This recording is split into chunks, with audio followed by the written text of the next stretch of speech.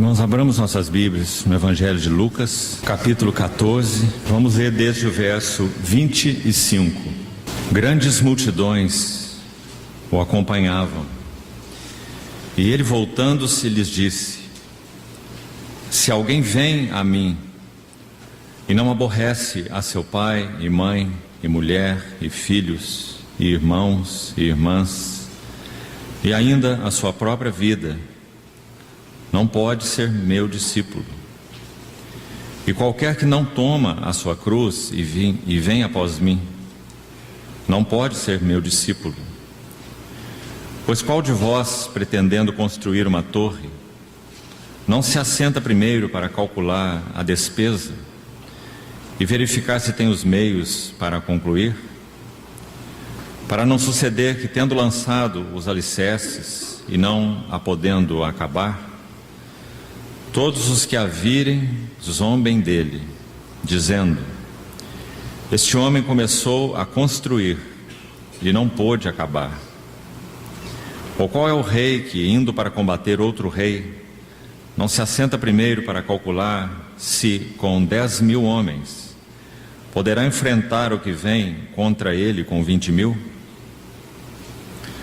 Caso contrário, estando o outro ainda longe, envia-lhe uma embaixada pedindo condições de paz. Assim, pois, todo aquele que dentre vós não renuncia a tudo quanto tem, não pode ser meu discípulo. O sal é certamente bom. Caso, porém, se torne insípido, como restaurar o sabor? Nem presta para a terra e nem mesmo para o monturo. Lançam-no fora. Quem tem ouvidos para ouvir, ouça. Vamos orar.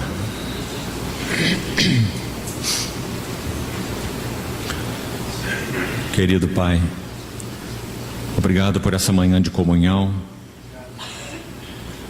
Obrigado pela presença do Senhor no meio do teu povo, pela preciosa mesa do Senhor, porque somos teus e tu és nosso, e porque nada ou ninguém nos separará de tuas mãos.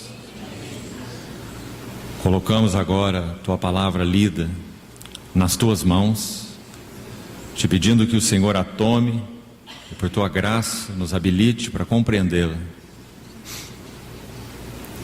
Supre-nos com tudo que carecemos nessa manhã, a podermos realmente ouvir tua voz e sermos por ti edificados. Te pedimos, Pai, em nome do Senhor Jesus. Amém. Queridos irmãos, hoje, confiando na graça do Senhor, vamos dar o último passo com relação a esses temas que temos abordado, nos referindo a 3 coisas absolutamente essenciais para uma vida cristã que avança no pleno propósito de Deus. Falamos no primeiro dia que, se queremos avançar em direção a esse pleno propósito de Deus, precisamos saber qual é esse pleno propósito de Deus, compreender aquilo com que Deus está ocupado. Deus está ocupado em encher todas as coisas com seu Filho, e encher seu Filho com todas as coisas. Ele é o resplendor da glória, a expressão exata de seu ser, sustenta todas as coisas pela palavra de seu poder, fez a purificação de pecados, está assentado à destra do trono da majestade nas alturas.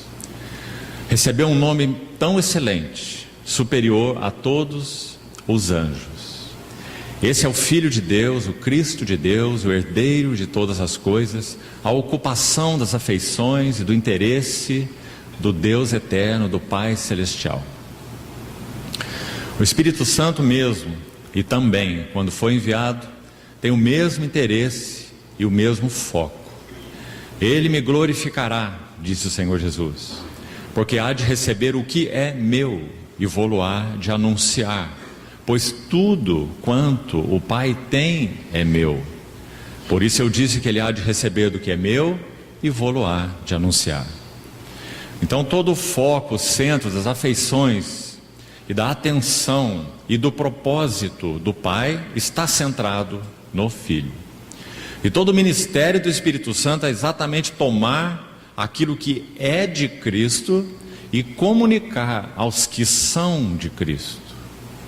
Então, esse foi o primeiro aspecto que vimos na primeira noite.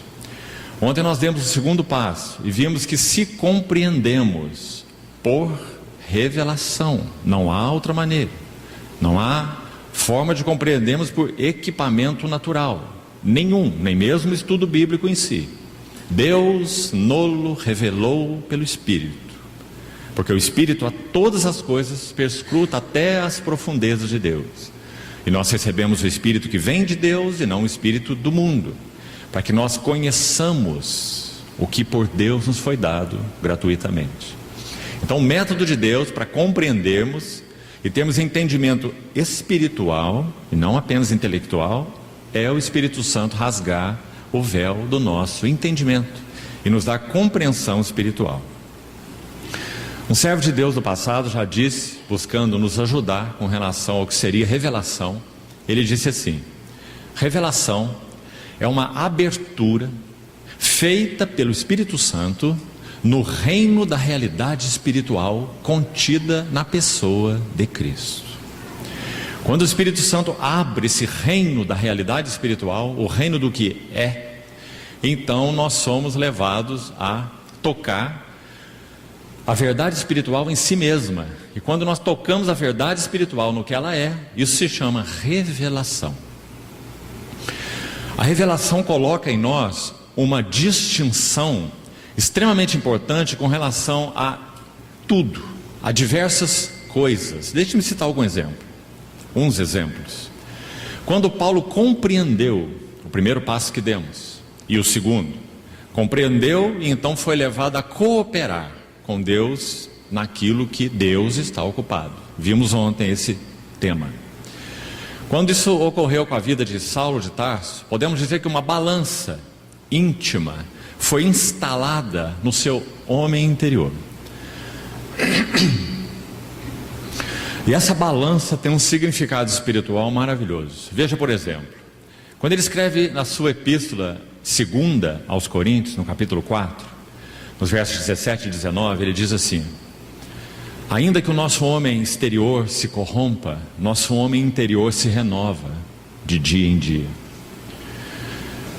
Porque a nossa leve e momentânea tribulação produz para nós eterno peso de glória, acima de toda comparação, não atentando nós nas coisas que se veem, mas nas que se não veem, porque as que se veem são temporais, e as que se não veem são eternas. Você viu essa balança espiritual no interior de Paulo, onde ele pesava todas as coisas? Coisas que se veem em um lado da balança, coisas que se não veem no outro lado da balança. As que se veem são temporais, as que se não veem são eternas. Em Romanos 8 ele diz assim: o pendor da carne é inimizade contra Deus, não se inclina, não está sujeito à lei de Deus e nem de fato o pode estar. Ele diz que aquele que se inclina, então, esse pendor significa inclinação, aquele que se inclina para a carne cogita das coisas. Observa a ênfase dele nessa palavra coisas, coisas que se veem, coisas que se não veem, as coisas temporais e as coisas eternas. 2 Coríntios 4. Aqui em Romanos 8, aqueles que se inclinam para a carne cogitam das coisas da carne, mas os que se inclinam para o Espírito, das coisas do Espírito. De novo ele fez uma separação: coisas que se veem, coisas que se não veem, coisas da carne, coisas do Espírito. Mas ainda há muito mais nesse homem que recebeu revelação. Colossenses 3: pensai nas coisas lá do alto, onde Cristo vive assentado à destra de Deus, não nas que são aqui da terra. Coisas do céu, coisas da terra. Mais um exemplo, Filipenses 3: deixando as coisas que para trás ficam e avançando para as coisas que diante de mim estão, prossigo para o alvo, para o prêmio da soberana vocação de Deus em Cristo Jesus. muitos contrastes entre coisas. Como Paulo conseguiu chegar a essa discriminação espiritual? Ele nos dá a chave nos primeiros versículos de Filipenses 1. Ele ora pelos filipenses, mais uma oração que ele registra várias, graças ao Senhor. São orações do Espírito Santo, através de Paulo, pois elas compõem a Bíblia, palavra inspirada de Deus. Então são orações do Espírito, não de Paulo. Orações do Espírito Santo por meio desse vaso, Paulo.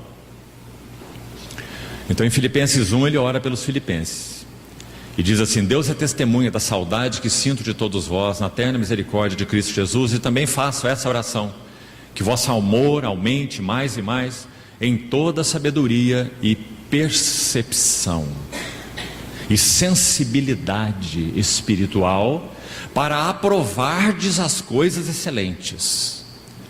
Filipenses capítulo 1, a partir do verso 8. Sensibilidade espiritual, a palavra ali é a palavra para discernimento ou discriminação, se referindo a essa balança interior, usamos essa figura, que por revelação o Espírito Santo colocou no homem interior de Paulo. E agora ele sabia discriminar todas as coisas e dar o devido valor a cada uma delas. Coisas da carne, coisas do Espírito. Coisas de Deus, coisas do homem. 1 Coríntios 2. Coisas que se veem, coisas que se não veem. Coisas lá do alto, coisas aqui da terra. Coisas que para trás ficam, coisas que diante de mim estão. Você vê? Então ele orava assim pelos filipenses, que eles tivessem a mesma capacidade discriminatória. E quem poderia conceder a eles? Somente o Espírito Santo. Por isso ele diz: em toda sensibilidade ou percepção espiritual, para aprovardes as coisas excelentes. Então, irmãos, que bênção nós também termos sido alvo dessa obra do Espírito Santo, que também tem colocado a mesma balança discriminatória ou filtro, se quisermos, dentro do nosso homem interior, para nós sabermos separar dentre as coisas excelentes as mais excelentes. Essa é a sua oração aos filipenses. Quando ele escreve aos Coríntios, ele nos ajuda também a entender bem isso. Ele diz assim: todas as coisas me são lícitas. Paulo não tinha um livro de regras, um livro do melhor e do pior, um livro do pode e do não pode. Todas as coisas me são lícitas, mas dentro desse mundo de coisas lícitas, Paulo tinha 3 regras espirituais cravadas dentro dele muito solidamente. A primeira: ele não se guiaria pelo que é lícito, mas pelo que convém. Todas as coisas me são lícitas, mas nem todas me convêm. Todas as coisas me são lícitas, mas nem todas edificam. E todas as coisas me são lícitas, mas eu não me deixarei dominar por nenhuma delas. Nem pelo comer, nem pelo beber, nem pelo dormir, nem pelo trabalhar. Tudo isso é lícito que nós dissemos aqui, mas eu não deixarei me dominar por nenhuma delas. Nosso corpo e nossa alma, no que concerne ao trabalhar do Espírito em nós, são os melhores servos, mas são os piores patrões. Quando somos dominados pelos desejos e instintos de nossa alma, ou pelos desejos e instintos de nosso corpo, nós estamos escravizados aos piores patrões.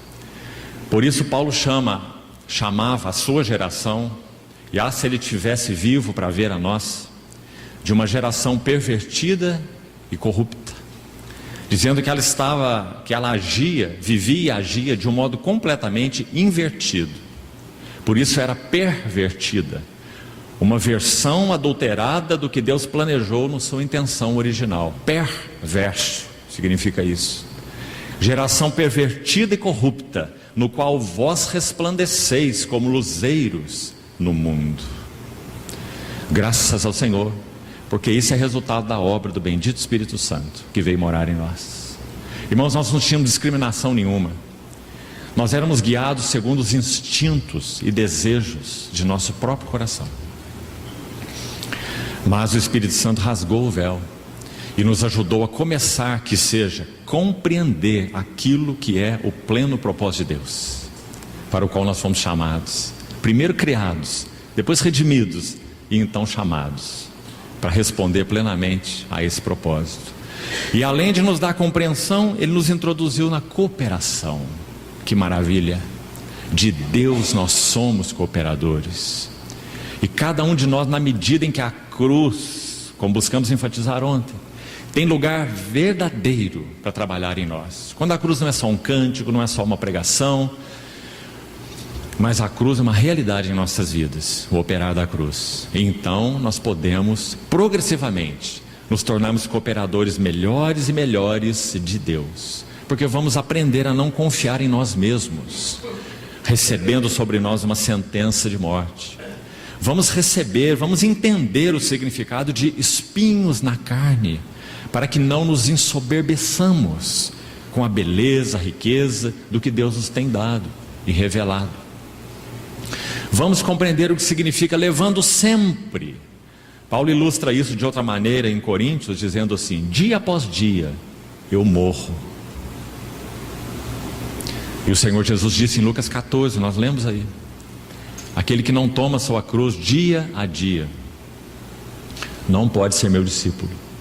Então, levando sempre no corpo o morrer de Jesus, para que a vida de Jesus, veja que não é negativo, irmão, querido irmão, não é, podemos dizer, mórbido ou até macabro, se você quiser. Nunca veja a cruz dessa maneira, porque esse não é o trabalho da cruz.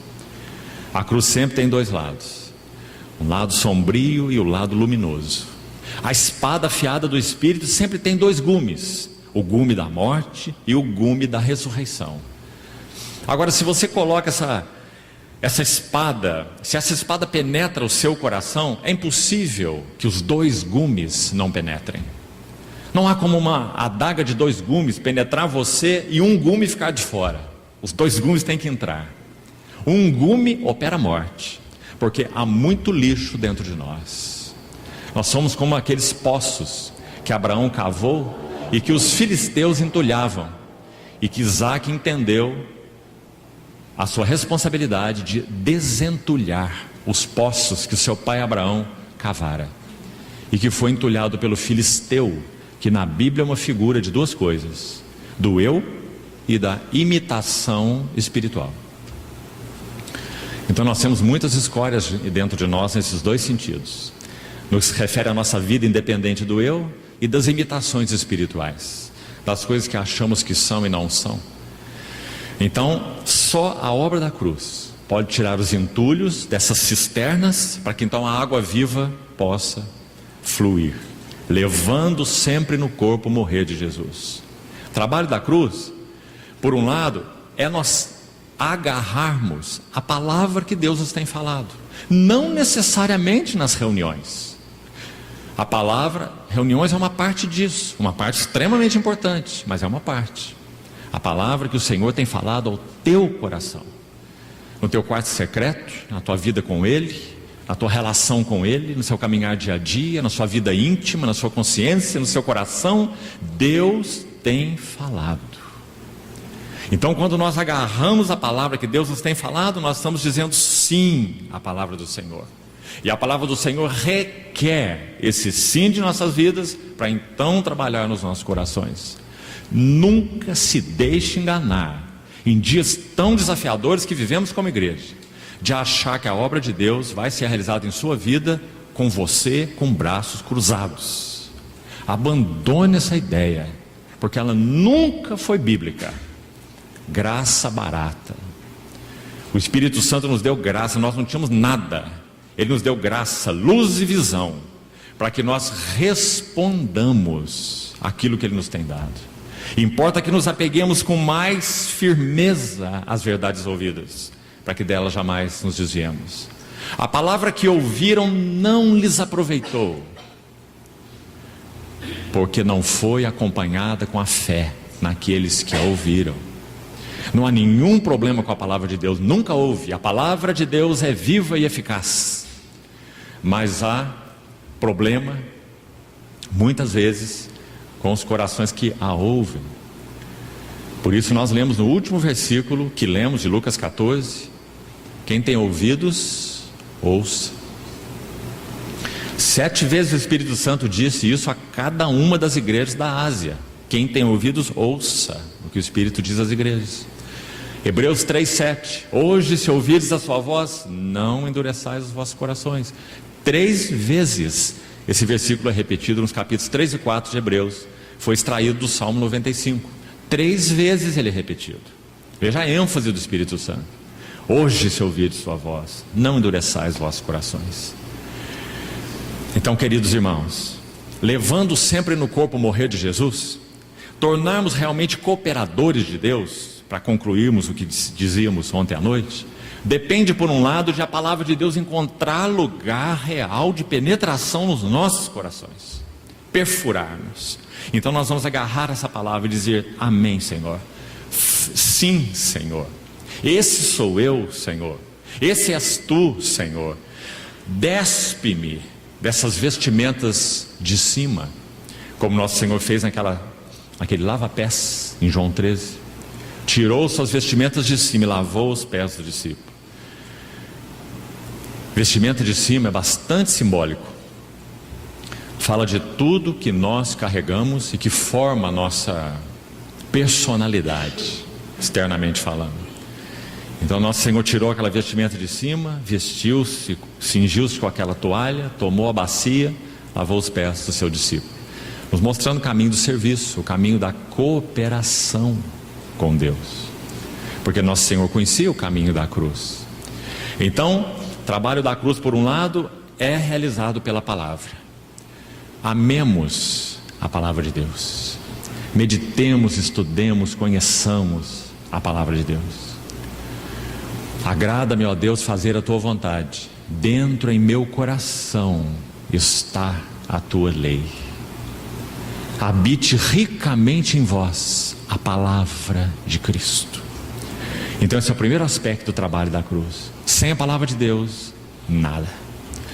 Precisamos gastar tempo com ela, amá-la, memorizá-la, guardá-la, estocá-la no nosso coração, porque ela é o primeiro instrumento para a cruz fazer em nós, operar em nós, morte e ressurreição. 2 gumes, espada afiada que ela é. Por outro lado, Deus usa circunstâncias. Que bom confessarmos que para nós, palavras de Paulo aos Coríntios, há um só Deus e Pai, de quem são todas as coisas, e um só Senhor, Jesus Cristo. Sabe por que essa confissão é maravilhosa?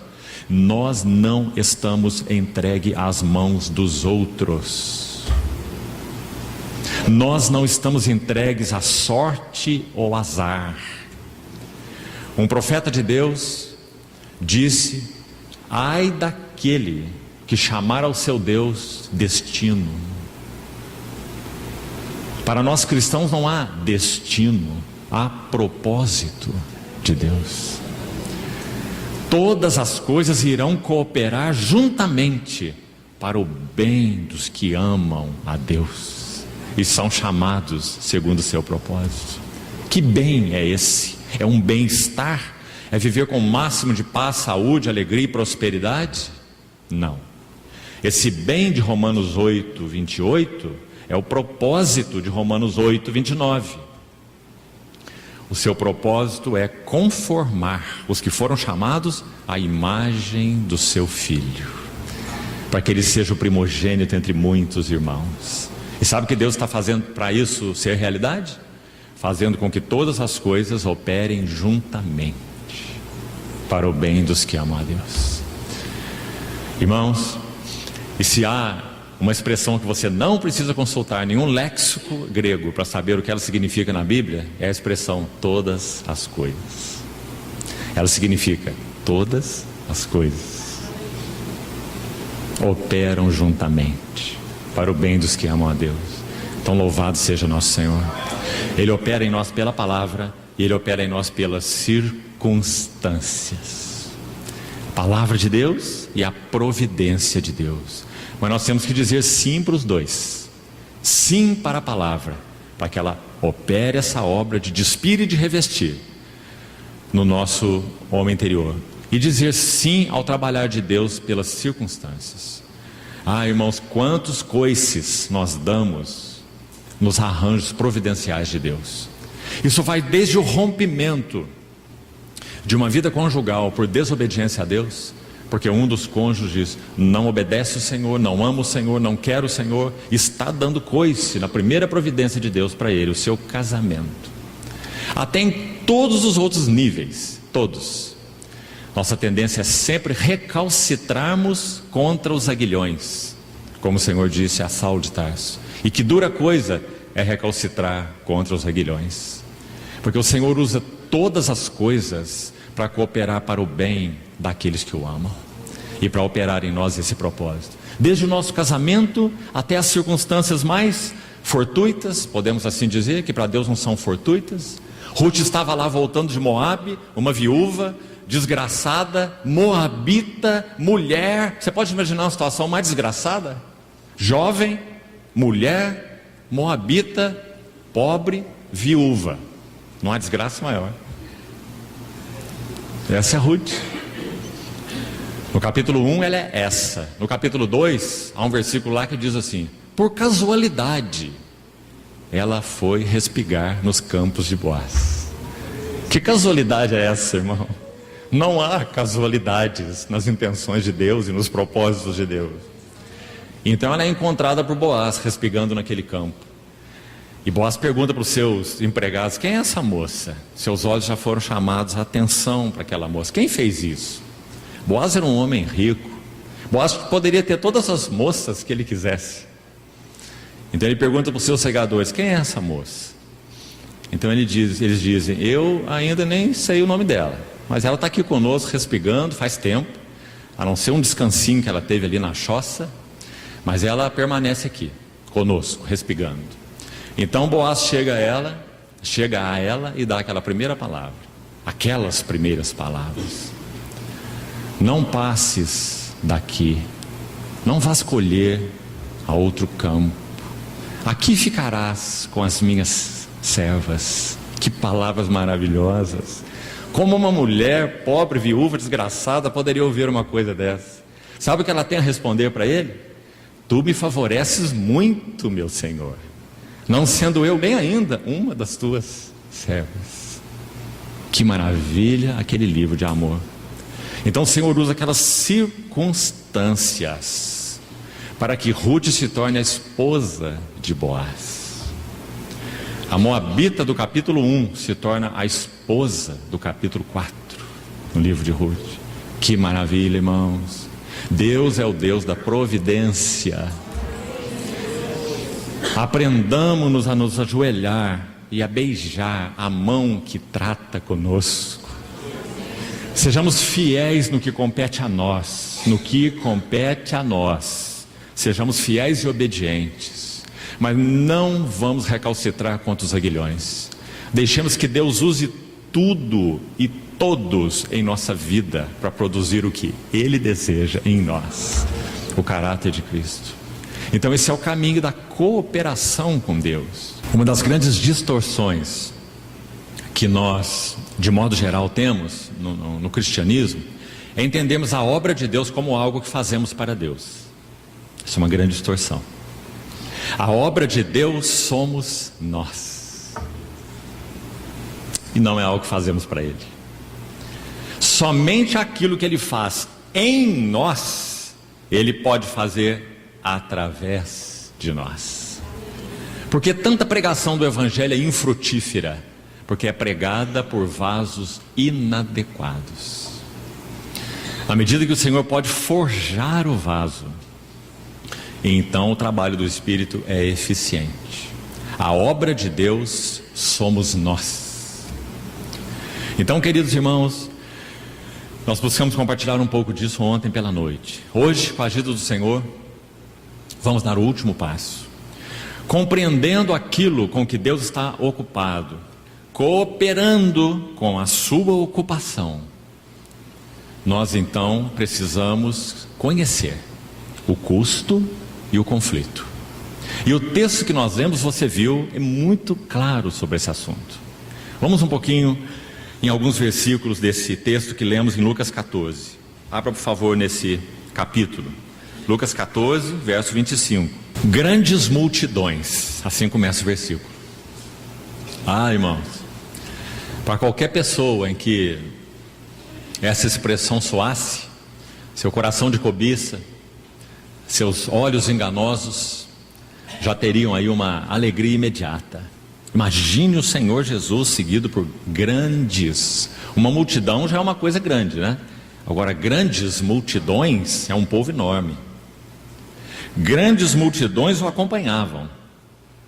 E ele, voltando-se, lhes disse: o que nosso Senhor está fazendo aqui? Nosso Senhor tinha um grande esforço, ele sempre teve, em provar as multidões. Um grande esforço. Sabe por quê? Porque as pessoas se apresentavam a ele de todas as maneiras. E nós sabemos muito bem que ele amava a todos.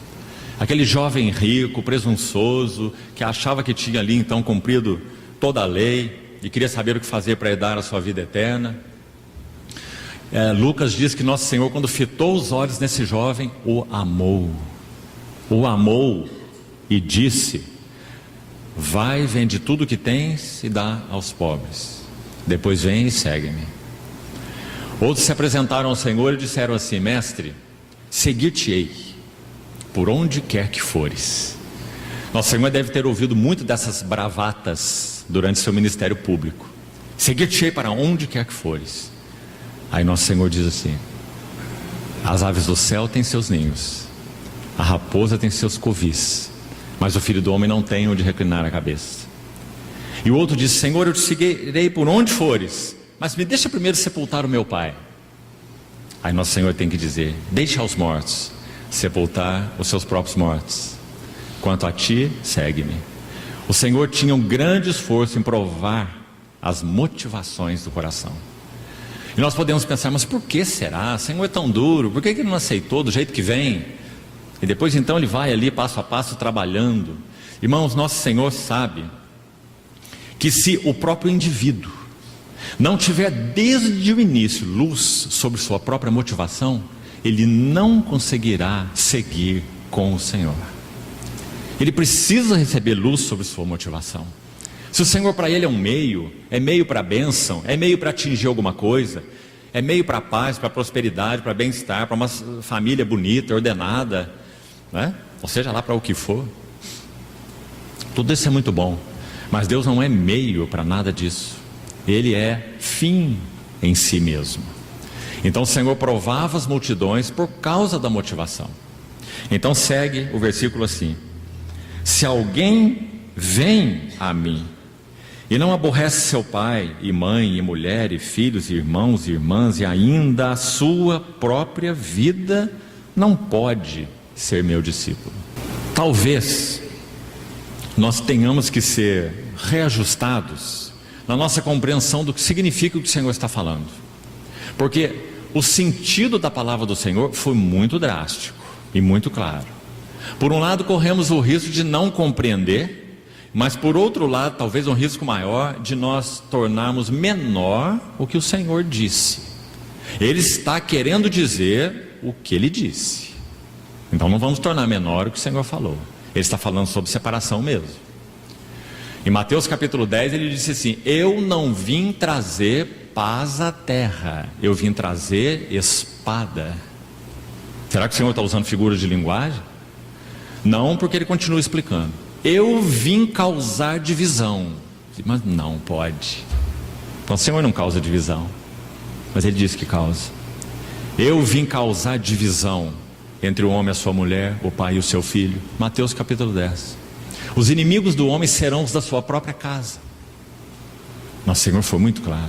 Então, irmão, sem entrar nas minúcias desse texto, porque precisamos seguir, uma coisa importante aqui: o que o Senhor quis dizer com a seriedade do que ele disse. Amados irmãos, quando cada um de nós foi chamado para o discipulado a Cristo, isso ocorreu com todos nós que cremos no Senhor Jesus por sua graça, ouvimos um dia o chamado de Cristo. Agora escute bem aqui com atenção: esse chamado do Senhor Jesus Cristo é o chamado do mediador. Vamos tentar entender o que isso significa. Há um só Deus e um só mediador entre Deus e os homens, Cristo Jesus, homem. O Senhor Jesus, quando nos chamou, Ele se colocou como mediador, em primeiro lugar, na nossa relação entre nós e Deus. Nós não tínhamos nenhuma relação com Deus. O Senhor Jesus é o nosso mediador, o único mediador entre Deus e os homens, Jesus Cristo, homem. Mas não apenas isso. Nosso Senhor Jesus é mediador entre nós e todas as nossas relações. Tão importante compreendermos isso, porque é isso que ele está falando nesse texto que acabamos de ler de Lucas 14 e também o de Mateus 10 que acabamos de citar. Vim causar divisão entre o homem e o seu filho, o pai e o seu filho, a mãe e a sua filha. Os inimigos do homem serão os da sua própria casa. Nosso Senhor está dizendo que no momento em que Ele nos chamou, Ele se colocou entre nós e todas as nossas relações, de tal modo que relação direta ou relação imediata, homem com outro homem, indivíduo com outro indivíduo, seria agora em Cristo impossível. Você compreende a seriedade disso, irmão? Onde na Bíblia será que está escrito isso? Para nos embasarmos verdadeiramente. Vamos a um texto juntos. Não gostaria só de citá-lo, gostaria que você o visse na sua Bíblia. 2 Coríntios capítulo 5, preste atenção. E creio que ele vai nos ajudar a entender o que estamos falando.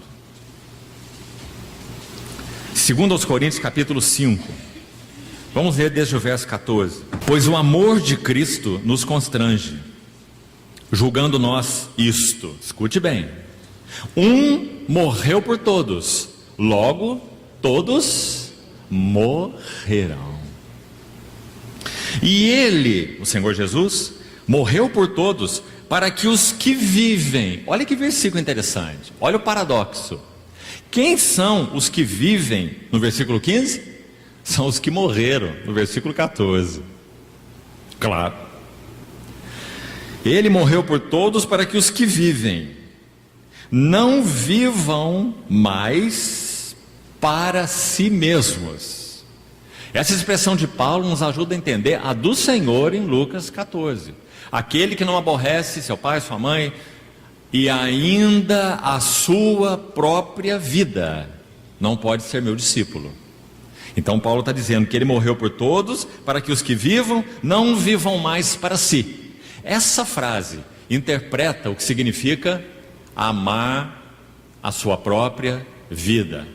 Amar a sua própria vida é viver para si, para os seus interesses, para os seus planos, para as suas metas, para o seu propósito, para si mesmo. Não vivam mais para si mesmos, mas vivam para aquele que por eles morreu e ressuscitou. Agora aqui no verso 16 está nosso foco. E uma frase aqui extremamente importante. Olhe, se você ainda não notou na sua Bíblia. Assim que, então Paulo está tirando uma conclusão para aqueles que já morreram em Cristo, porque pertencem a Cristo. Sabendo isto, foi crucificado com Cristo o nosso velho homem. Isso é verdade para todos nós. Podemos ainda não ter tido esse entendimento espiritual, infelizmente, essa revelação clara de que nós estamos mortos, separados para tudo que não é Deus, porque nós somos incluídos com Cristo na sua morte. E que verdade maravilhosa é essa, e que libertação, e que segurança ela nos dá. Então Paulo vai tirar uma conclusão dessa verdade, que nós morremos com Cristo. E a conclusão é, olhe de novo para o verso 16. Assim que nós, então por conclusão, por consequência, daqui por diante, a ninguém conhecemos segundo a carne. Tem como ser mais claro, irmão? O Senhor Jesus, quando nos chamou, o seu chamado é o chamado do mediador.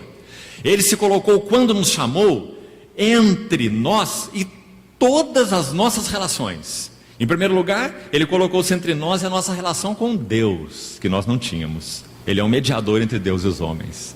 E também colocou-se entre nós e todas as nossas outras relações.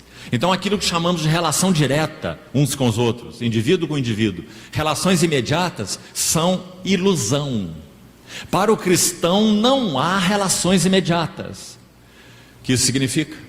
Significa que nós só podemos ter relacionamentos verdadeiros, que têm significado, que têm realidade, no mediador. Assim nos relacionamos uns com os outros. Pense sobre um casamento. Se marido e mulher não têm a sua relação no mediador, não tem relação nenhuma.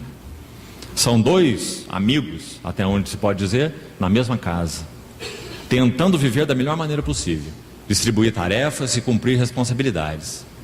Mas não há uma relação genuinamente espiritual, porque para o verdadeiro cristão não se pode estabelecer nenhuma relação verdadeiramente espiritual que não seja no mediador. E foi isso que nosso Senhor Jesus quis ensinar para os seus discípulos. Irmãos, essa é uma verdade maravilhosa e cheia de implicações. Por isso nosso Senhor falou: vim causar divisão, porque Ele é o mediador de todos os relacionamentos. Creio que isso precisa ficar muito claro. Daqui por diante a ninguém conhecemos segundo a carne, e se antes conhecemos a Cristo segundo a carne, já agora não o conhecemos deste modo. E assim, se alguém está em Cristo, veja, se alguém está em Cristo, nós os que cremos estamos em Cristo, Ele nos chamou, e esse chamado é o chamado do mediador. Então aquele que está em Cristo é uma nova criação. E agora então essa frase complementa o que estamos falando: as coisas antigas já passaram, e eis que então agora em Cristo tudo se fez novo. Ah, que maravilha, irmão! Que o Senhor nos leve a compreender, a meditar calmamente no significado do Senhor Jesus como mediador. Sabe uma implicação direta dessa verdade? Preciosíssima, para nos encorajar na oração. Se isso que estamos dizendo é verdade bíblica, então a intercessão uns pelos outros é o caminho mais promissor para uma verdadeira comunhão. Nós queremos ter comunhão verdadeira uns com os outros? Intercedamos uns pelos outros, porque nós só podemos ter relacionamentos espirituais genuínos no mediador. Ah, irmãos, de um lado ou de outro, quantos cristãos têm essa experiência crua, nua e crua, nos seus relacionamentos desses que foram chamados pelo Senhor? Quantos exemplos práticos poderíamos citar sobre o que estamos falando, dessa verdade? Veja, por exemplo, relações mais íntimas. Quem sabe amigos de escola, desde a escola primária, que cresceram juntos, estudando juntos, brincando um com o outro, fazendo coisas juntos, jovens juntos. Então um deles crê no Senhor. Aquele seu grande amigo, aquele que talvez ele poderia chamar de o seu melhor amigo, agora ele não tem mais. É impossível que ele tenha com ele aquele relacionamento que ele tinha. Por quê? Ele fez uma opção dizendo: eu não quero mais este amigo. Não. O mediador se colocou entre ele e o seu amigo. Por isso o salmista vai dizer assim, no Salmo, se não me engano, 16: companheiro eu sou de todos os que te temem. Viu? O mediador se colocando entre o salmista e todas as suas relações. Eu tenho companheirismo com aqueles que te temem. Eu amo os que não te temem. Eu tenho uma responsabilidade para com os que não te temem. Eu devo ser luz, sal, pregar, testemunhar para aqueles que não te temem. Isso tudo é verdade.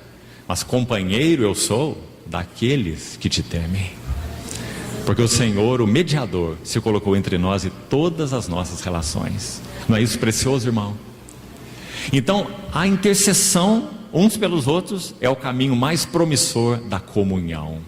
Quantos pais, mais uma aplicação, quantos pais tentaram de todas as maneiras, até manipulando algumas vezes, tentar ajustar a vida dos seus filhos, porque seus filhos não estão bem, estão andando aí meio esquisito, estão deixando o temor do Senhor, seja lá o que for, e tentam, e fazem, e falam, e agem, e cada vez o assunto piora mais. até que eles aprendem a dobrar os seus joelhos e interceder fielmente. Então o que eles experimentam? O mediador se colocando na relação entre pai e filho, entre mãe e filho. Então Isaías 52:12, que citamos ontem, se cumpre. Vós não saireis atabalhoadamente, precipitadamente, vos ireis fugindo e atropelando tudo, e tentando fazer o trabalho do Espírito Santo na vida dos outros. Vós não ireis apressadamente, nem saireis fugindo, porque o Senhor irá adiante de vós. E o Deus de Israel será a vossa retaguarda. Então nós vamos vendo um a um de nossos filhos sendo encontrados pelo Senhor na vanguarda, atingidos, perfurados, conquistados, alguns com mais tempo, outros com menos tempo, alguns passando por mais crises, outros por menos crises, alguns por mais açoites, outros com menos açoites. Mas quando encontramos o caminho da intercessão no mediador, nós vemos o quanto nosso Senhor é fiel. Então, irmãos, foi isso que ele quis dizer com o que ele disse, nós acabamos de ler. Então nosso Senhor não está falando nada sobre um caminho impossível, não está mistificando a vida cristã, não é nada disso. Ele está dizendo que pertencer a Ele é algo tão radical, pertencer a Ele é algo tão exclusivo, que é impossível que nós tenhamos qualquer relacionamento ou qualquer coisa, aí estão incluídas as coisas também, nossos bens, nosso trabalho, as bênçãos que Deus nos dá. É impossível nós termos qualquer relacionamento ou qualquer coisa que não seja no mediador. E aqui me permite citar um exemplo, para podermos avançar ainda. Quando o Senhor chamou Abraão, ele estava em Ur dos Caldeus, e o Senhor foi realizando exatamente esse trabalho em Abraão. Veja que verdade importante. Em Hebreus capítulo 6, é dito assim, Hebreus 6, 14 em diante. Quando Deus quis mostrar firmemente aos herdeiros da promessa a imutabilidade do seu propósito, está entendendo as palavras? Deus quis mostrar aos herdeiros da promessa a imutabilidade do seu chamamento, do seu propósito. Então ele, diz o texto, se interpôs com juramento, para que mediante duas coisas imutáveis, nas quais é impossível que Deus minta, forte alento tenhamos nós que já corremos para o refúgio, para lançar mão da esperança proposta. Isso é Hebreus 6. Vamos traduzir isso em palavras mais simples. Quando Deus fez uma promessa para Abraão, é de Abraão que vamos falar um pouco, ele se interpôs na promessa que ele fez com juramento. Sabe qual era o juramento? Em ti serão benditas todas as famílias da terra. Esse foi o juramento. Quando Abraão partiu aqueles animais dos pedaços, Gênesis 15, e os colocou metade de um lado do caminho, metade do outro lado, Abraão aguardava Deus para fazer uma aliança com ele. Porque a palavra hebraica para aliança se refere a cortar uma aliança. Então Deus falou a Abraão, parte os animais no meio. Abraão já entendeu tudo. O que o Senhor ia fazer com ele, ia fazer uma aliança. Então Abraão partiu os animais, como Deus ordenou, só não partiu as aves, né?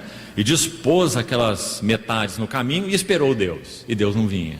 E Abraão espera e Deus não vem. E Abraão fica com sono e Deus não vem. E a noite chega e Deus não vem. O que o Senhor está querendo dizer? Abraão, essa aliança não dependerá de você. Não é baseado em teus esforços. Você não vai cortar essa aliança junto comigo, não. Eu vou cortar por você. Ela é uma aliança baseada na minha palavra e na minha promessa. Então quando Abraão já estava lá, cerradas trevas o acometeram, diz o texto, Gênesis 15. Então de repente ele acorda como que assustado e vê um fogareiro fumegante e uma tocha de fogo que passa por entre aqueles pedaços. Deus passou na frente de Abraão e sozinho. Então ele ratifica a promessa para Abraão, dizendo, em ti serão benditas todas as famílias da terra. É isso que o autor de Hebreus está dizendo. Quando Deus quis mostrar aos herdeiros da promessa a imutabilidade do seu propósito, ele se interpôs com um juramento, para que mediante duas coisas imutáveis, nas quais é impossível que Deus minta, forte alento tenhamos nós que corremos para o refúgio. Quais são as duas coisas imutáveis? Deus, a pessoa dele mesmo, e a sua palavra, ou a sua promessa. Deus e a sua promessa, duas coisas imutáveis. E veja, ele se interpôs. Sabe então qual é a história de Abraão? Ele estava em Ur dos Caldeus e era um na multidão. Ali ele tinha suas relações, ali tinha o seu ambiente, mas um dia Estevão vai nos dizer, como Lucas registra em Atos 7, o Deus da glória apareceu a Abraão. Não foi assim? Então aí está a primeira espada na vida de Abraão. O mediador se colocou ali e separou Abraão de Ur. Sai da tua terra, viu o mediador? E da tua parentela, e da casa do teu pai. Abraão não entendeu o quão grande era esse assunto do mediador. Então ele sai da terra e carrega a parentela. Não foi? Carregou o pai, carregou o sobrinho. Seu sobrinho era órfão, né? O Ló. E depois o Senhor tem que entrar com a espada de novo. E a segunda separação, depois de Ur, agora é o seu pai. O Senhor separa Abraão do seu pai. Seu pai morre em Harã. Depois a terceira separação é Ló. Ló significa véu. Quando o Senhor separou Abraão de Ló, então ele pôde dizer, levanta agora os teus olhos e olha toda essa terra. Toda ela te darei para sempre, a ti e a tua descendência. Essa foi a terceira separação. Depois Abraão se impacienta junto com Sara. Sara primeiro e então Abraão se impacienta com relação à promessa de Deus. Mas como Deus vai realizar essa promessa? Eu olho para o meu corpo, um corpo amortecido. Eu olho para Sara, uma anciã estéril. Como Deus vai realizar essa promessa? Então a metodologia de Sara é incluir Agar. Então o Senhor tem que entrar, Ismael é gerado, e o Senhor tem que entrar e separar Abraão de Ismael. Até que Abraão chega a 99 anos, já está tão cansado de lutar consigo mesmo. O Senhor o chamou para sair de Harã, ele tinha 75 anos. Abraão já está lutando com Deus, tem 24 anos, mas também Deus está lutando com Abraão, tem 24 anos. Então agora ele chega aos 99, e sabe o que ele escuta? Em Gênesis 17, olha o mediador, irmão, desde o início realizando o seu trabalho. Eu sou El Shaddai. Shad, no hebraico, significa seio ou peito. Shaddai, El Shaddai, o Deus que amamenta. Que figura mais linda. Eu sou o Deus que supre. Eu sou o Deus que nutre. Anda na minha presença e ser perfeito. Então a partir daí Ismael é separado logo em seguida. Mas ainda falta uma última separação. Escute bem. E agora essa separação é espiritual. A separação de Ur, a separação do seu pai, a separação de Ló, a separação de Ismael, não vão se comparar a essa última, porque agora é a separação mais profunda. É a separação daquele que representa a bênção e o canal da bênção de Deus para todas as famílias da terra. O bendito Isaac, o fruto do impossível. Então agora, o mediador. De novo, ele vai entrar na relação entre Abraão e Isaac. Então nós temos aquela ocasião do Monte Moriá. Ah, que maravilha, irmãos amados. Como o mediador brilha naquele capítulo 22 de Gênesis. Antes, quando o Senhor prometeu Isaac para Abraão, ele já tinha Ismael. Sabe o que Abraão faz? Leia o capítulo 17 de Gênesis. Abraão se ri. No capítulo 17 de Gênesis. E não apenas se ri, porque ele já tinha 99 anos, né? No que concerne a esse olhar dele para ele, só tinha como rir mesmo, né? Olhando para ele e para Sara, só tinha como rir. Mas não apenas rir. Sabe o que ele diz ao Senhor? Oxalá, viva Ismael diante de ti. Senhor, se o Senhor vai cumprir essa promessa, não tem outro jeito não, Senhor. É através de Ismael ou nada. Viva Ismael diante de ti. Isso está em Gênesis 17.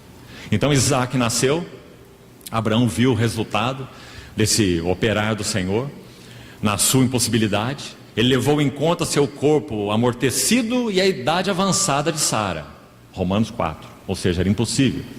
Então o coração de Abraão se ligou de tal forma a Isaac, que o mediador tem que entrar de novo. Então agora nós estamos em Gênesis 22, e ele vai ouvir o Senhor mais uma vez. Toma o teu filho, o teu único filho, Isaac, a quem amas. Olha onde o mediador vai entrar, irmãos. O mediador.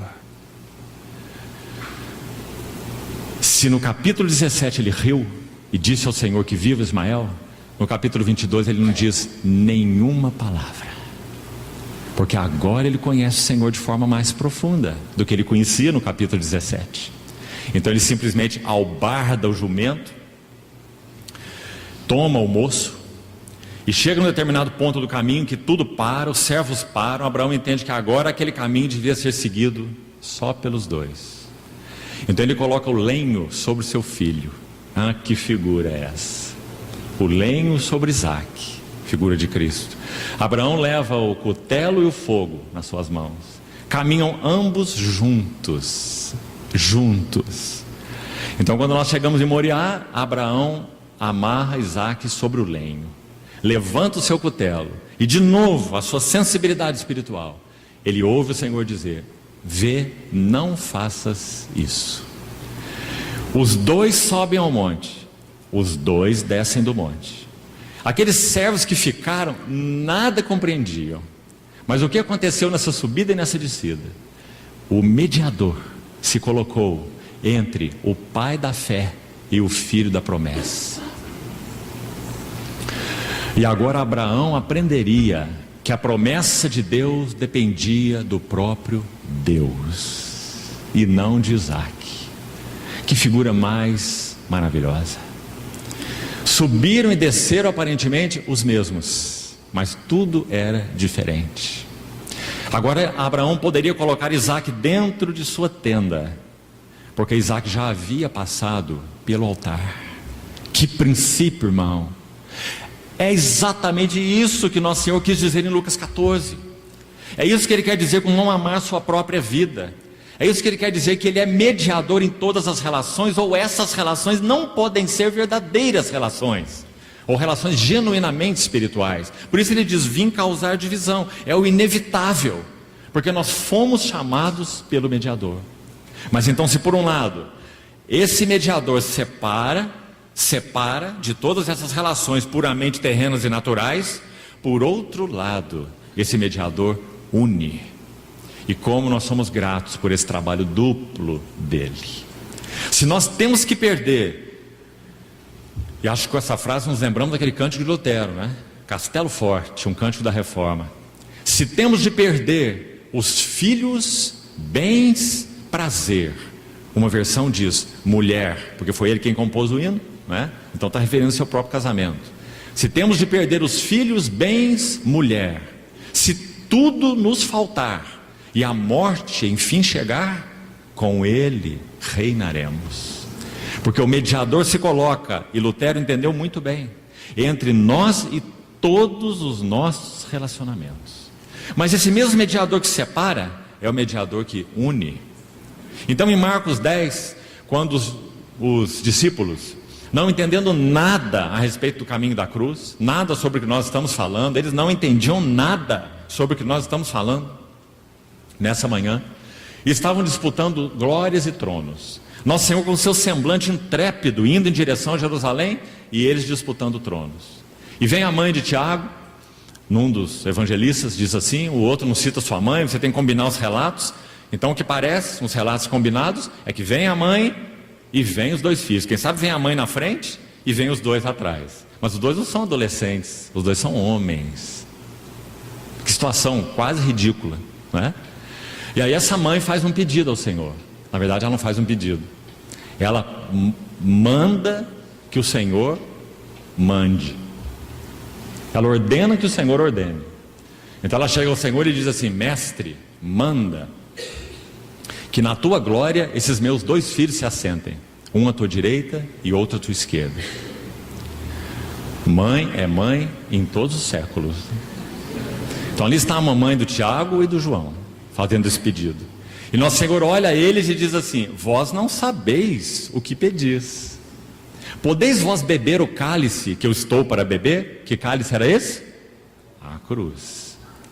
E sabe quando você faz uma pergunta para criança de 5 anos, dizendo assim: mas você sabe fazer isso que você está tentando fazer? E nós vemos que é perigoso, ele não vai conseguir. E nós falamos: você sabe fazer isso? Você pode fazer isso? Ele fala assim: posso, sei. Mas ele nem sabe o que ele está falando. Assim são aqueles dois. Nosso Senhor pergunta: podeis beber o cálice que eu estou para beber? Eles dizem assim: podemos. Vocês nem sabem o que é o cálice. Mas o nosso Senhor falou: bebereis o meu cálice. Tiago e João, o Tiago foi o primeiro dos apóstolos a partir para o Senhor, testemunhando Cristo. Ele foi decapitado por Herodes. Ele bebeu o cálice de uma só vez, fiel a Cristo, por causa da vinda do Espírito Santo e do trabalho que havia sido feito neles. João bebeu o cálice dia a dia por mais de 90 anos, tomando sua cruz dia a dia e seguindo o Senhor. O apóstolo João, os dois beberam o cálice. E então, quando eles estavam ali disputando esses tronos, o nosso Senhor falou sobre a cruz. E então, nesse momento, eles estão subindo para Jerusalém.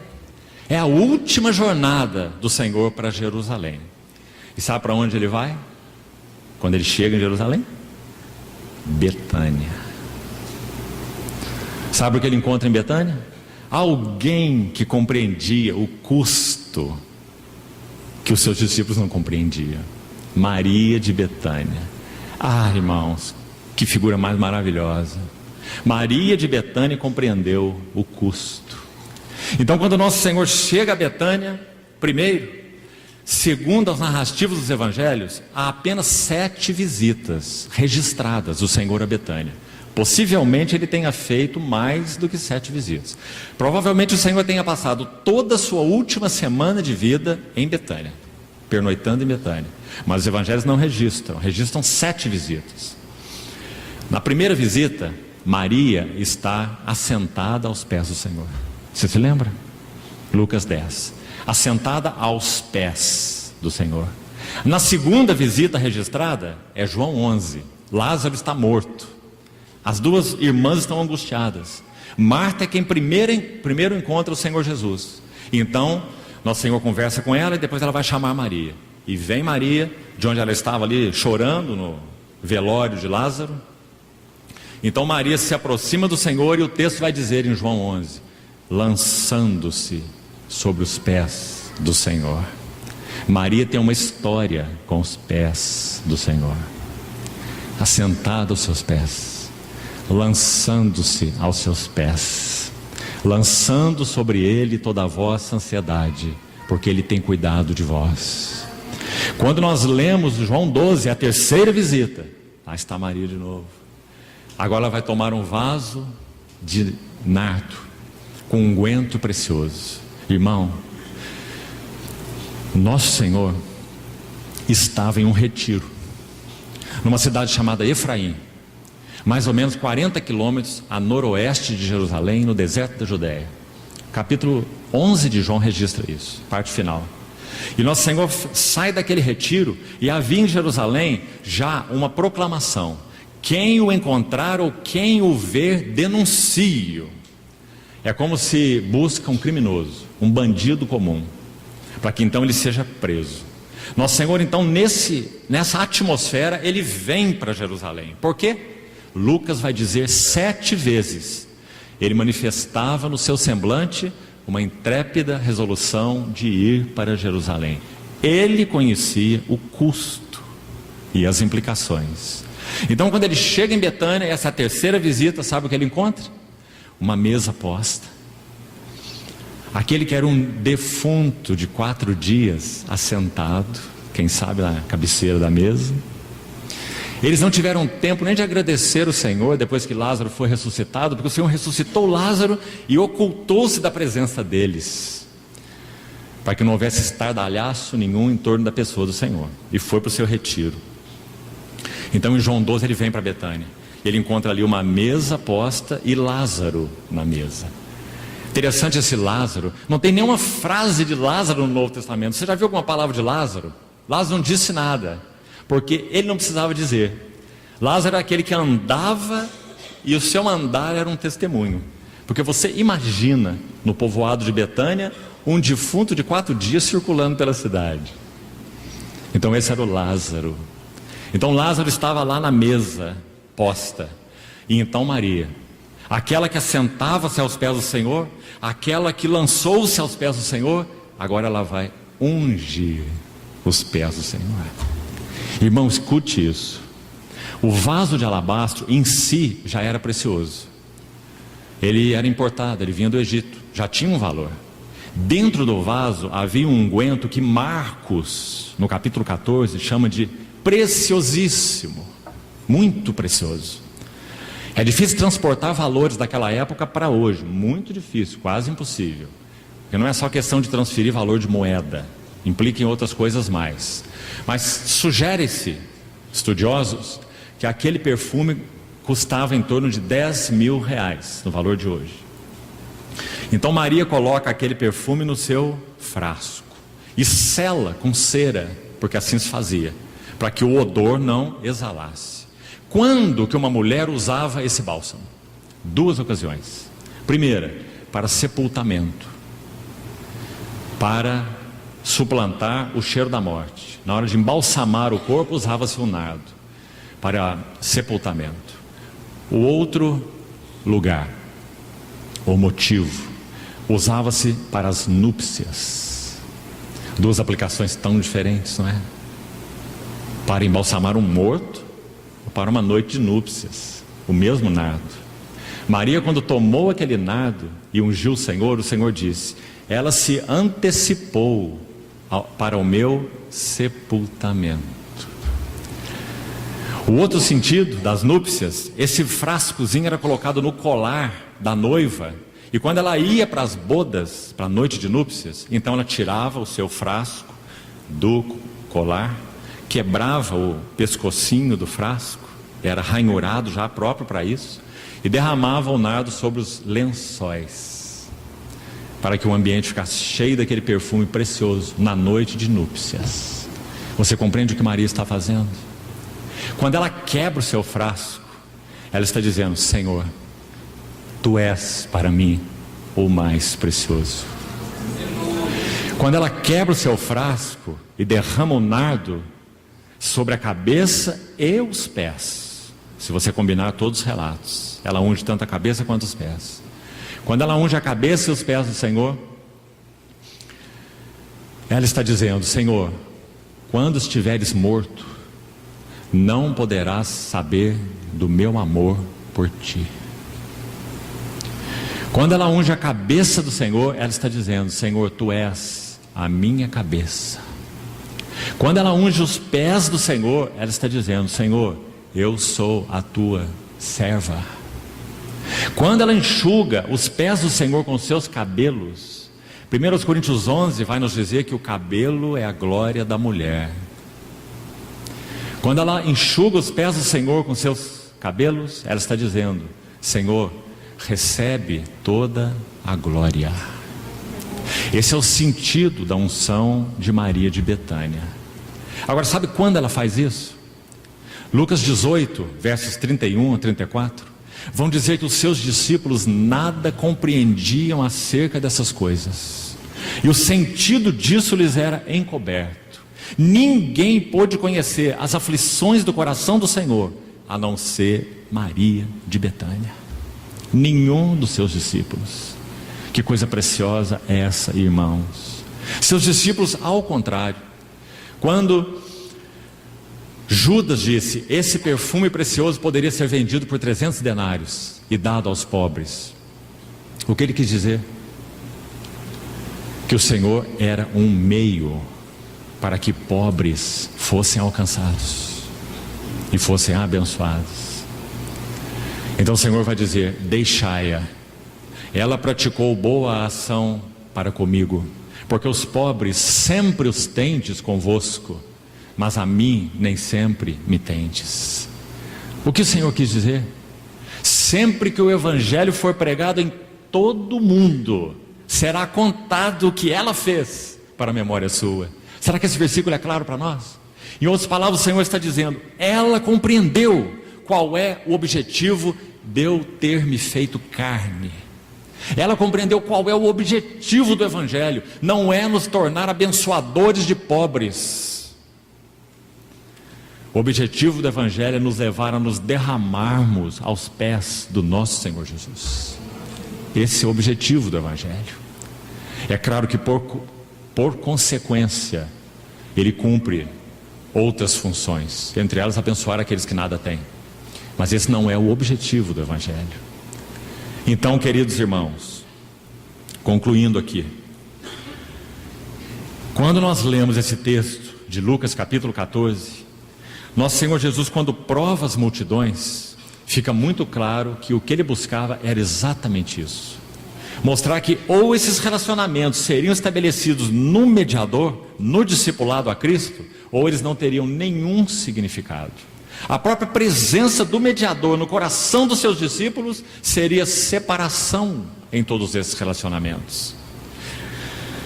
7 menções nós citamos no livro de Lucas, o Evangelho de Lucas. Nós acabamos de ler o capítulo 14, onde é mencionado de uma forma ou de outra a mesma ideia: e caminhando para Jerusalém, e seguia para Jerusalém, e manifestava no seu semblante uma intrépida resolução de ir para Jerusalém. Se você ler Lucas 9:51 até o final, não vou citar para você onde estão os versículos, fica essa tarefa para você. Você vai ver 7 menções, incluindo Lucas 9:51, onde é dito que o Senhor caminhava em direção a Jerusalém, seus 6 últimos meses de vida. E na sua última jornada, 3 vezes são citadas: intrépido em direção a Jerusalém, conhecendo o custo. Esse foi o nosso Senhor. Irmão, abra sua Bíblia, por favor, em Isaías capítulo 50. Nós estamos enfatizando o custo ligado à pessoa do Senhor por um motivo muito simples, irmãos. Se esse é o caminho dele, nenhum outro poderá ser o nosso caminho. Isaías 50, verso 5: o Senhor Deus me abriu os ouvidos, e eu não fui rebelde, não me retraí. Escute agora: ofereci as costas aos que me feriam, e as faces aos que me arrancavam os cabelos. Não escondi o meu rosto dos que me afrontavam e me cuspiam, porque o Senhor Deus me ajudou, pelo que não me senti envergonhado. Agora escute essa frase, tão linda, irmãos. Quando nós partimos o pão na mesa do Senhor, quão importante nos lembrarmos desses versículos que estamos lendo, por causa da determinação santa, da determinação amorosa, ousada, firme do Senhor em cumprir a alegria do coração do seu Pai em primeiro lugar, conduzindo muitos filhos à glória. Veja só, por isso, verso 7: eu fiz o meu rosto como uma pederneira, e sei que não serei envergonhado. Perto está o que me justifica. Sabe o que essas palavras significam? Irmãos queridos, tendemos tanto a ver o nosso Senhor Jesus, o mediador, como Deus e não tanto como homem. Todo homem ou mulher, homem, gênero humano, recua diante do sofrimento. Há que se vencer muito dos instintos naturais para se dispor ao sofrimento. Ninguém se dispõe ao sofrimento. Basta uma simples e pequena dor de cabeça para nós já nos dizermos apavorados. Esse é um instinto natural. Há um recuo inevitável do nosso ser interior, do que somos diante do sofrimento. Aqui é dito no versículo 7 que lemos, que o nosso Senhor Jesus fez, veja, uma determinação que Ele tomou: fiz o meu rosto como uma pederneira, e sei que não serei envergonhado. Sabe por que isso? Porque aqueles espinhos iam perfurar sua fronte, porque aquele caniço ia ser golpeado sobre a sua cabeça. Quando ele estava com aquele manto escarlate, já tão ferido e açoitado, vestiram-nos com aquele manto de rei, um manto cor escarlate, e batiam na cabeça dele com o caniço, e diziam: profetiza-nos, quem te bateu? E diz o texto que também lhe davam bofetadas ou socos. Antes disso acontecer, sabe o que o Senhor fez?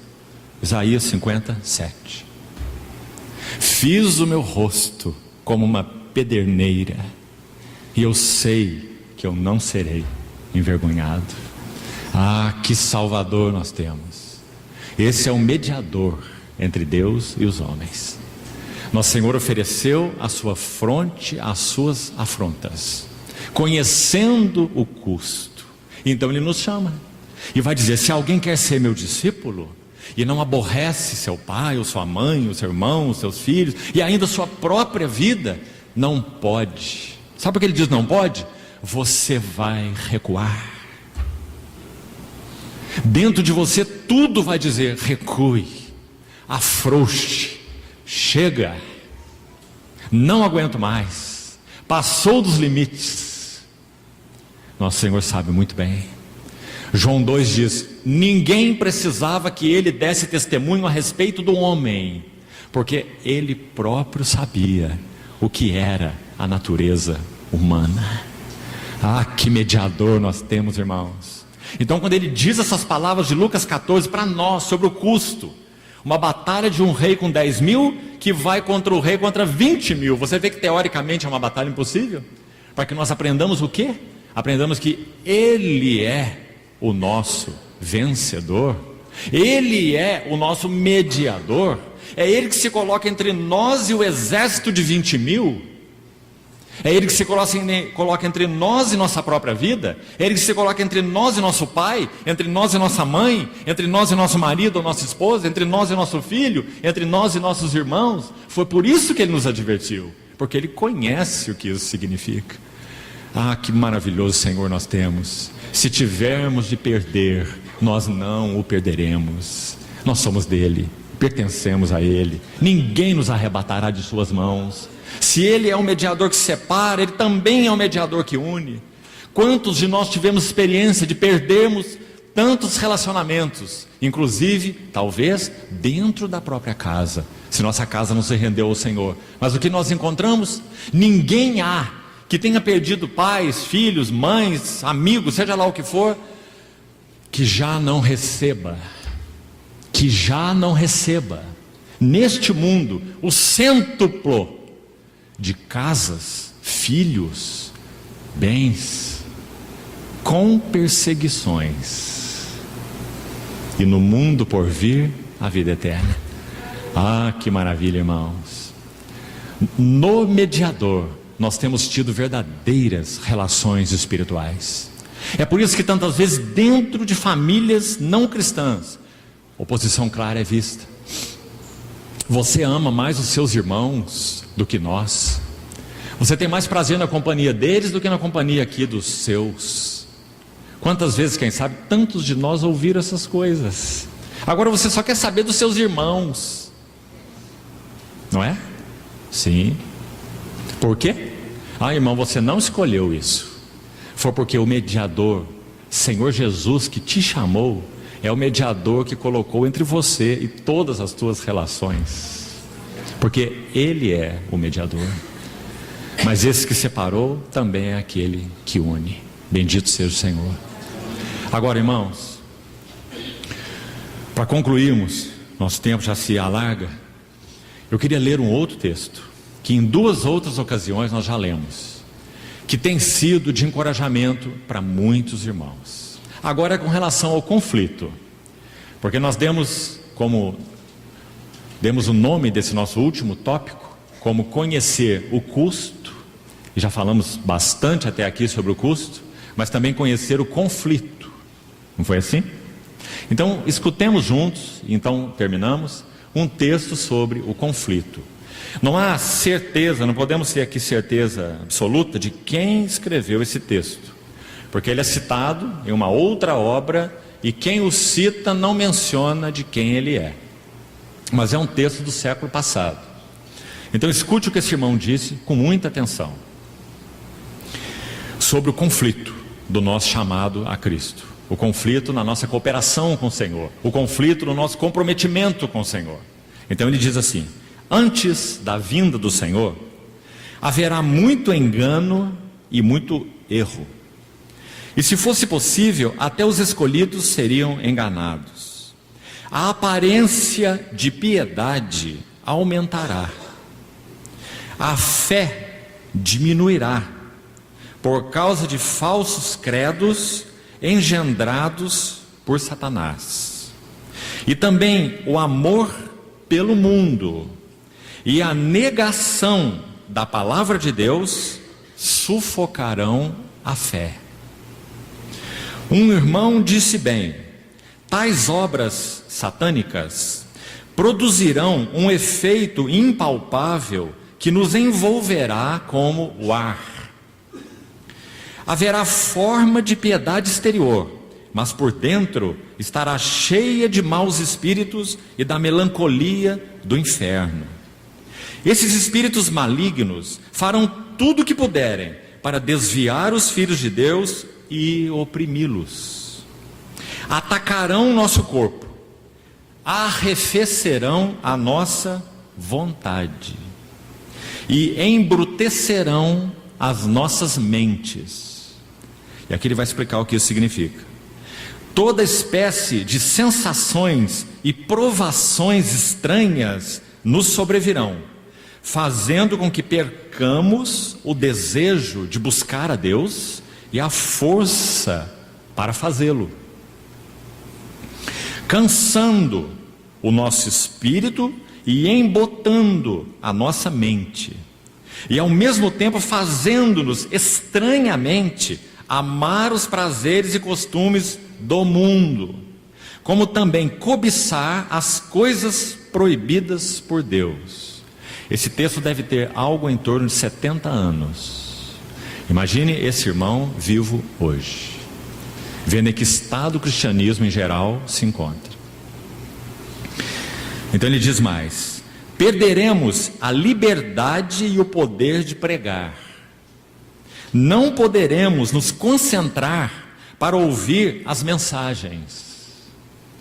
E seremos incapazes de nos ajoelhar para orar dedicadamente por um período mais longo.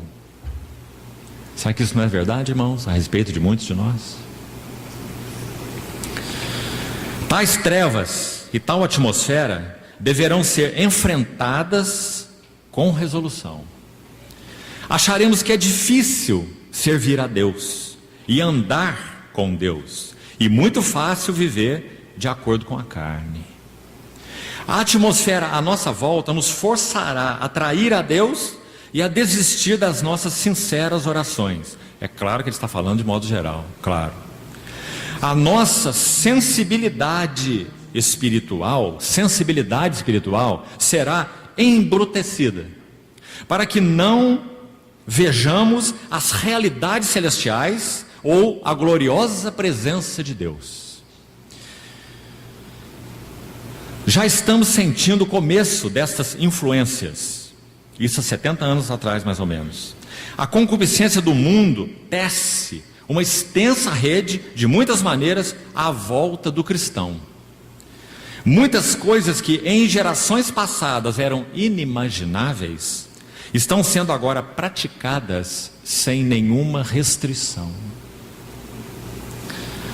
Muitos lugares de adoração, escute isso, muitos lugares de adoração não só resistem à entrada de coisas espirituais, bloqueando reavivamentos, mas também introduzem toda espécie de festejos e coisas duvidosas.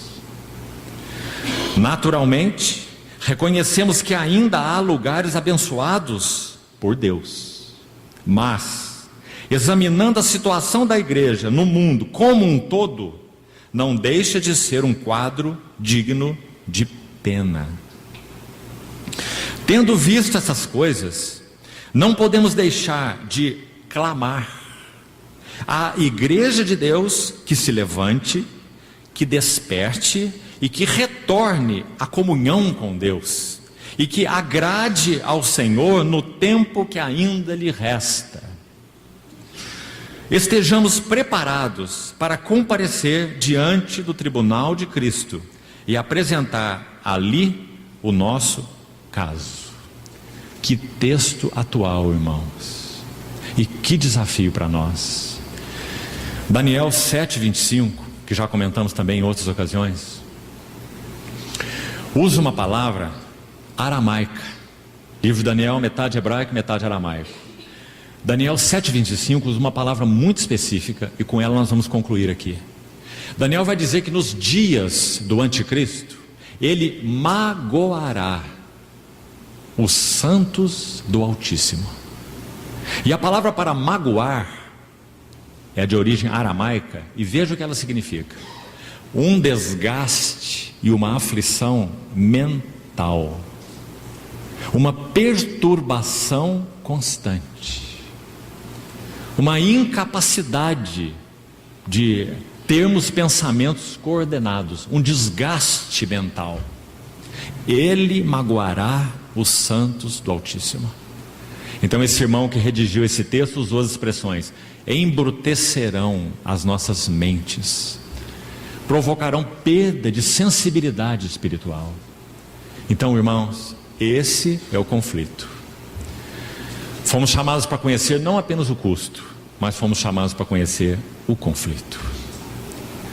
Por um lado, nós estamos na atmosfera da comunhão. Nós somos do Senhor, e que alegria a sua comunhão e a comunhão uns com os outros.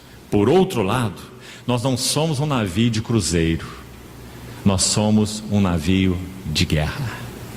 E sim, precisamos nos levantar diante de Deus e resistir a essa situação conflituosa, começando dentro de nossos próprios corações. Uma vontade arrefecida, uma indisposição de orar dedicadamente por um tempo mais longo, uma incapacidade de nos concentrar para ouvirmos mensagens, mente dispersa por todo lado e por todo tempo, uma dificuldade em buscar a Deus e uma facilidade em buscar as coisas do mundo e da carne. Essas coisas nos afligirão, essa atmosfera nos afligirá ainda mais antes que o Senhor venha. Mas sabe uma verdade encorajadora aqui? E queremos sim, diante do Senhor, concluirmos com uma nota encorajadora. Embora eu pense que o texto que eu li não é uma nota desencorajadora, é uma nota de advertência. Mas quero terminar com uma nota encorajadora. E a nota encorajadora é: antes, há anos atrás, quando eu era um adolescente convertido pela graça do Senhor, há quase 40 anos atrás, o muro que separava a igreja do mundo era bem largo. Bem largo. Hoje, o muro que separa a igreja do mundo é muito estreito. Mas o que tem acontecido mais do que nunca em nossa geração é que cada vez mais cristãos não estão nem de um lado e nem de outro. Estão em cima do muro. Mas o que tem acontecido, e creio acontecerá ainda mais até que o Senhor venha, é que pela mão soberana de Deus, Ele está estreitando o muro. Está ficando muito difícil permanecer em cima do muro. Quanto mais o dia do Senhor se aproxima, mais o muro se tornará como uma gilete, e nós teremos que pular de um lado ou de outro. Não podeis servir a dois senhores. Ou se aborrecerá de um e amará o outro, ou se devotará a um e desprezará o outro. Não podeis servir a Deus e as riquezas. Graças ao Senhor, o bendito Espírito Santo veio morar em nós, para que o nosso coração seja um coração de devoção àquele que nos amou. Então, irmãos, que o Senhor sim desperte nesses dias um clamor da igreja. A igreja é a única expectativa desse mundo apodrecido. Que o Senhor desperte no nosso coração uma verdadeira devoção a Ele, e nós nos comprometamos inteiros com o nosso Senhor. Jovem cristão, não tema as mãos do Senhor. Quando nós somos jovens, nós achamos que o Senhor tem mãos rudes. Quanto mais nós o conhecemos, mais nós conhecemos a mão que trata conosco. Coloquemo-nos nas mãos do Senhor. Deixemos que o Senhor faça esse trabalho tão lindo de burilar vidas jovens para expressão de sua beleza. Que o Senhor encoraje nossos jovens. Temos tido o privilégio de viajar por esse Brasil há muitos anos, em todos os lugares, basicamente. Irmãos, nesses últimos 5 anos, principalmente 5 anos para cá, tem sido tão alentador para o nosso coração. Nós vemos a quantidade de jovens que têm se envolvido com o Senhor, têm respondido ao chamado do Senhor, Tantas assembleias, quando nós nos levantamos para ministrar, toda a primeira fila é cheia de jovens. Alguns sentam no chão. Na história dos irmãos em Cuba, você tem um púlpitozinho assim onde eles colocam para você atingir aquelas centenas de pessoas que se agrupam, e o primeiro que está perto de você está a meio metro sentado no chão, olhando para cima assim, querendo ouvir, tocar, conhecer o Senhor, sua palavra. Que maravilha, irmãos, que hora nós estamos vivendo. Vai alta a noite, sim, mas quanto mais vai alta a noite, mais a brilhante estrela da manhã se aproxima. E o Senhor tem cativado o coração do seu povo. Nosso Senhor Jesus já colocou as duas mãos na árvore, e Ele está chacoalhando essa árvore. Para tudo que não é adequado, está podre, está velho, caia. Mas aquilo que não é abalável, permaneça. Nós já recebemos um reino inabalável. Então retenhamos a graça pela qual sirvamos a Deus de modo agradável, com reverência e santo temor. Porque o nosso Deus é um fogo consumidor. Bendito seja o seu nome. Vamos orar. Senhor, confiamos uma vez mais nossas vidas a Ti. Somos tão bem-aventurados porque nós Te pertencemos e pertencemos exclusivamente a Ti. Ah, Senhor, mas nós temos um clamor a levantar a Ti. É que o Senhor não nos permita ser uma torre inacabada, não nos permita ser um povo pelo meio do caminho. Pedimos ao Senhor que conquiste todas as devoções do nosso coração, absorve o nosso olhar, o nosso foco, a nossa visão, cativa-nos por inteiro, Senhor. Não queremos ser meios discípulos. Pedimos ao Senhor que exponha as motivações do nosso coração pelas quais seguimos a Ti, o que nós queremos contigo, o que Tu és para nós.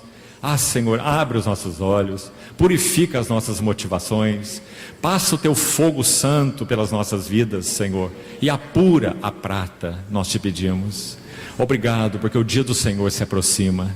Nós nos alegramos com isso, Senhor, e Te pedimos, Te suplicamos, que não queremos ser uma igreja moribunda. Nós queremos ser um testemunho vigoroso do Teu nome antes que o Senhor venha. Por isso levanta um clamor em nossos corações, Senhor, para que o Senhor avance em nós e nós avancemos contigo.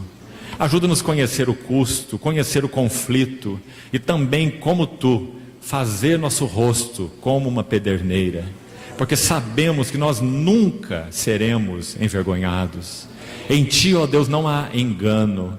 Nunca teremos de nos arrepender de ter Te amado tanto. Glórias ao Teu bendito nome. Confiamos-nos a Ti, Senhor, uma vez mais. Em nome de Jesus. Amém.